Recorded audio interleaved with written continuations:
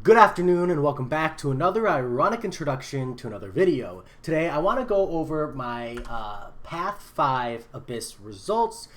Should be pretty quick. I ended up going in with Torch, Nick Fury, Heimdall, Doom, and Aegon. I do want to say I still think I didn't need Aegon. Aegon really came in clutch on the Collector. I think this is by far his strongest value, but I do make a really strong argument that you don't need Aegon for this path. I think that if you're planning on going Aegon-less, maybe you don't have him, you could substitute Corvus Glaive here, and there's a lot of really good potential to make that work. That said, as far as the path itself, it went okay. It definitely was a lot more expensive at an equivalent of 5,040 units for me. Keep in mind, one, I didn't have a lot of boosts at this point. I'd pretty much used all my boosts on Path 4, so I had I think there were 4 or 5 fights that I boosted for, including the Collector.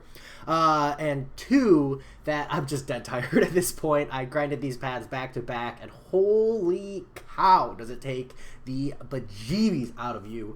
But still, I'm so glad that I did it. That said, as far as the run for Iron Man Infinity War, I used Torch, Aegon. Now, this fight costed me a pretty penny. Now, it was going great. I used 3 revives on Aegon, setting up Iron Man Infinity War up, getting him down to 65% or so, 70%. And then I jumped in with Torch in the pre-fight, and it was going great. I got Iron Man all the way down to 20% or something. The problem is when you switch in Torch, when you bring Torch back in, you want to one-shot the Iron Man Infinity War. This is why a lot of people bring Void, because if you get to that last 15% and you don't blast him down, it's a headache. I ended up using Aegon to finish him off. A lot of people say still use Torch, and there is a lot of really good potential success for Torch. The difference is that Aegon lets me cheese heavies, get some really big damage in, especially with the Heimdall synergy, and just kind of get a little bit of value every fight, whereas Torch would have required skill and focus. And this is one of those things where you don't always need to choose the option that's the best or the easiest or the cheapest. Sometimes you need to think about where your headspace is as a player, and for me, Aegon was guaranteed value, and I just knew I didn't have the mental capacity to really make it work with Torch. So yes, it still cost me 12 revives, but I do personally think it would have cost me more if I had tried to make Torch work.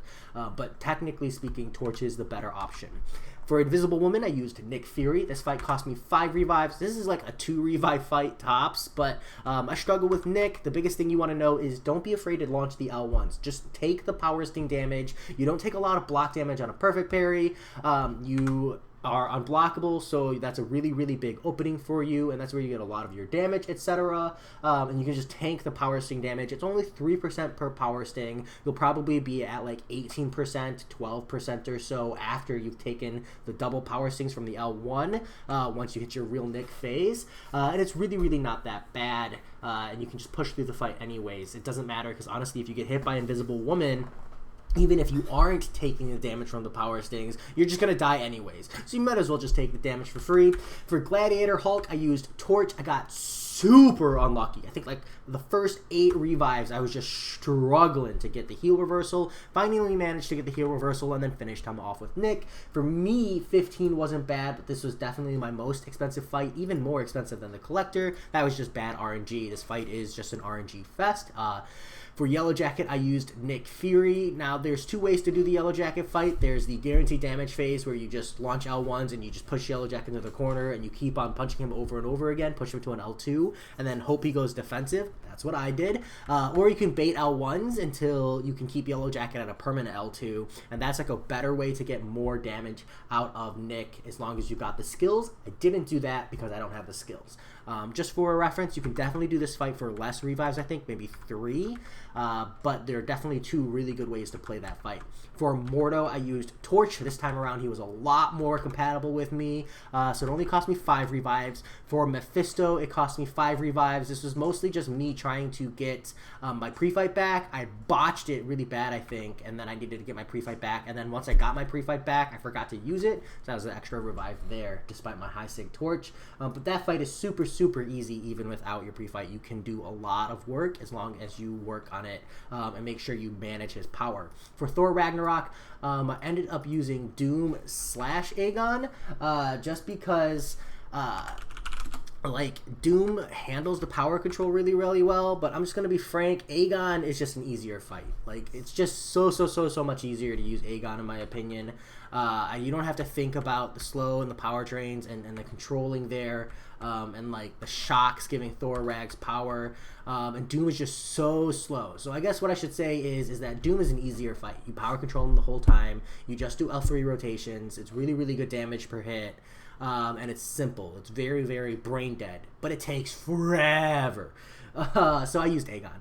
It did cost me 10 revives as a result, and it is a lot more expensive with Aegon, but I was glad I did it. I just didn't have time to be messing around like that. For Aegon, I used Aegon. I tried to use Doom, and it didn't work for me, so that costed me 11 revives. A big part of that is just because I was making a lot of mistakes, taking a lot of blocked hits, and Aegon has like 6 Furies the whole time because you're constantly hitting him, so there's a lot of damage from that as well. Also, my Aegon wasn't like really properly ramped up, so his damage output was pretty low. For Mr. Sinister, I used Torch. This is a standard heal reversal fight. You really just punch into him and, you know, hope your hero reversals proc very well. For Thing, I used Aegon. This cost me 5 revives. I think that was pretty good. It's pretty much a standard Thing fight. For Red Skull, I used Doom. I used a L3 rotation only for Red Skull, where essentially you just only smack him for L3s. I do think this is the most efficient way to do it, because if you do the L1, L2 rotation, or the L3, L3, L1, L2 rotation, to be exact, you have the risk of Red Skull launching his L2 while you're trying to re-ramp after you've launched your L2, and that just really burns your damage output. I think the L3 is a lot more consistent, and you do still get somewhere in the, I think, 15 to 16% range if you're doing it properly. And this is it without boosts. I was getting that, so you could probably get closer to 20% per revive if you're boosting up. For Bishop, I finally got that Doom one-shot. For Sim Supreme, I used Torch. As long as you turn off the Precision Mastery, you don't really have to worry about the crit encounter. The major thing here is making sure that while Sim Supreme is in the pink buff phase, that's just what the icon is, it's pink, that you don't trigger Dexterity. And if you turn Dexterity off, you do just have to be careful, because then you need to parry the L2, because it's a ton of block damage if you push yourself to that corner. So you could turn Dexterity off. It does change up the fight mechanic. I left it on and then just made sure I only parried when Sim Supreme was in the pink phase. Otherwise, you just proper Dex and you don't have to worry about it too much. For Masacre, I used Aegon. This is a lot of ramp up your combo and hit into his block. For Mega Red, I used Aegon. This is a simple fight, just bait L1s.